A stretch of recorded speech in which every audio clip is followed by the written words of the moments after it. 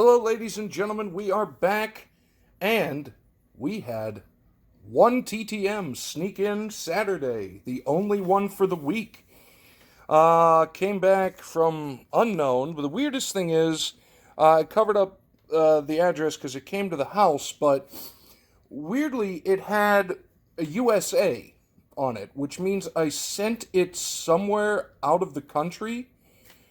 But weirdly, it came back with a U.S. stamp on it.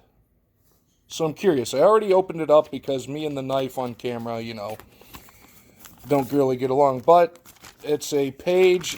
I'll just show the back. It's a page from a Cigar Aficionado magazine that I had sent out. And on here on the side, we have a signed, I believe that is Danny Willett from the PGA.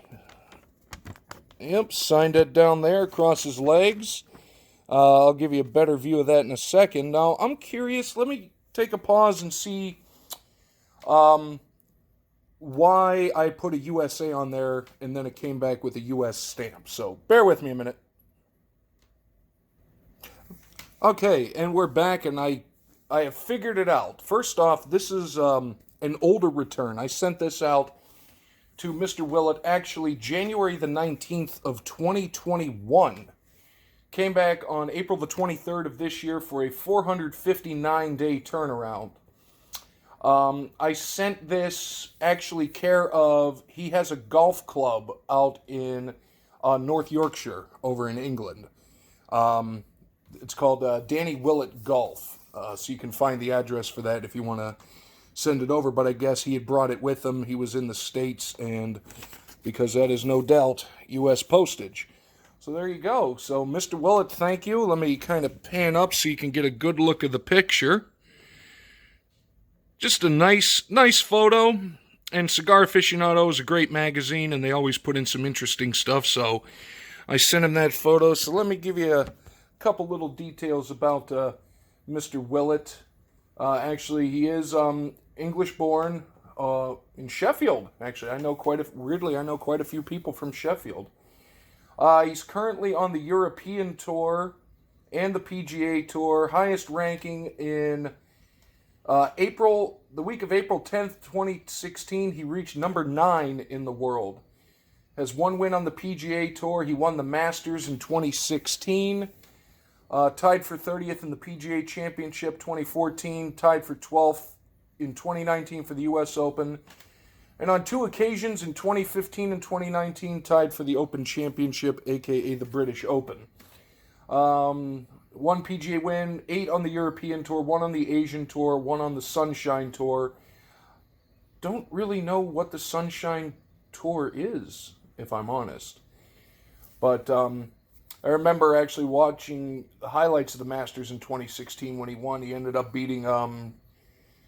There was 2 guys that were in the finals. It was Jordan Spieth, and I cannot remember who the other one was. Lee Westwood. So Battle of the Brits, but he ended up taking the lead with 5 under, or taking the win with a 3-stroke lead. So there you have it, a long-awaited golf return. Mr. Danny Willett, I'll give another pan up again. Thank you so much. I appreciate you. And stay tuned for April's History by Mail. Thanks, everyone. All right, everybody, we are back. And since Mr. Willett was the only TTM this week and I had April's History by Mail laying around, I figured I'm going to throw it in there as the bonus. I already opened it up again because knife and Zach and camera means probably bloodshed. So, empty envelope, put that over there, and looks like we start off with the little poster of Rosie the Riveter, and a little cartoon of Rosie the Riveter, I should say, and weirdly, I believe, if I remember my history correctly, Rosie the Riveter was born in Pittsburgh, just like I was. So now we have the confidential memo from the White House in Washington. Participants, President Gerald R. Ford, Ambassador Shirley Temple Black. Okay, so Shirley Temple, Ambassador to Ghana, and Lieutenant General Brent Scowcroft, Deputy Assistant to the President for National Security Affairs, Tuesday the 12th of November, 1974, 12:30 p.m. at the Oval Office. Black. Okay, so Shirley Temple is black in this one. The last time we went was 67. When do you go off to Ghana? All the best to our son. All of us but our son. I'll let you guys read that if you'd like. Why in the world would this be a confidential... Oh, okay, here we go. Almost had to ask to resign. The medical evaluation said I was unfit for overseas duty. I asked why, and they said it is a 5-year rule. They don't enforce it for men who've had a heart attack. I said I would talk to the president and the country. It was also just after Mrs. Ford's operation. I gave them a week, and they retracted. What kind of embassy do... Okay, so... Very curious about what's going on over in Ghana at the time. An oil crisis in 1974, who knew? Let's see, let's get to the transcript, and then I'll pan out so you can get a little pause and read it if you'd like.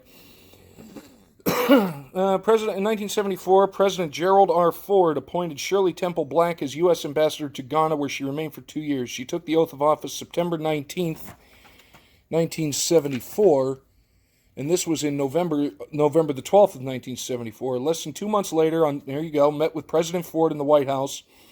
The enclosed memorandum, which was marked top secret and classified by Henry Kissinger, later declassified in 2004, records their conversation.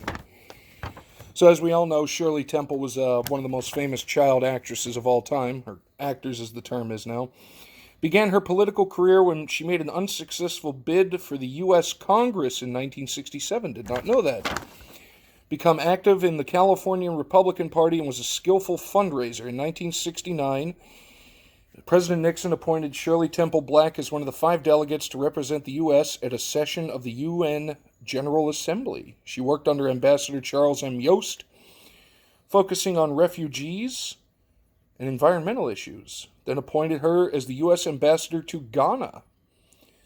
The enclosed memorandum, President Ford's questions reveal that he knew considerably less about Ghana than Shirley did, as he asked for the economy of Ghana and the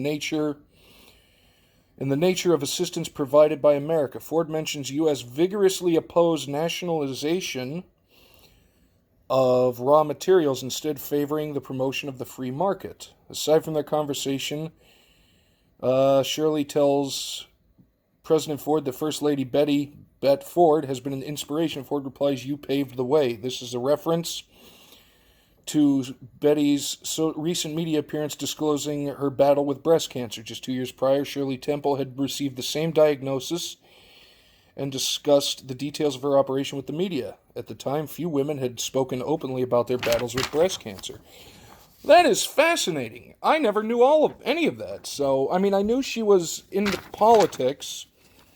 So I'm going to kind of go up here and I'm going to scan down it if anybody would like to pause and take a look at it later on. Because history is incredibly fascinating, especially when it involves learning new stuff, especially about celebrities. Hopefully you guys like this. I'm a huge fan of the History by Mail. One of the best presents my sister's ever given me. And there's a link down there if you want to check that out.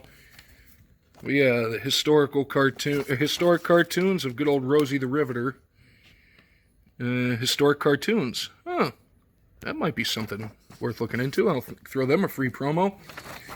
And then the actual transcript of the memo between President Ford, Lieutenant General Salcroft, and Shirley Temple. That is really cool. And look at that. There's even the declassified thing. I'll show you that. Declassified. That is cool. I like this. Give you the back of it. And then I'm going to sign off and wrap this up. What kind of embassy do we have? I've never been there. Look at that. That is so cool. Can you imagine what that would have been like sitting in a meeting, you know, between President Ford and Shirley Temple? So there you go. That is this month's April's History by Mail. I wanted to throw that on there, and I'm going to leave you with the parting vision of Rosie the Riveter, Pittsburgh's own, and an icon in Americana. Hopefully everybody has a great week. Everybody's doing well. And I will catch you guys in the next time. Or in the next one, rather. See ya!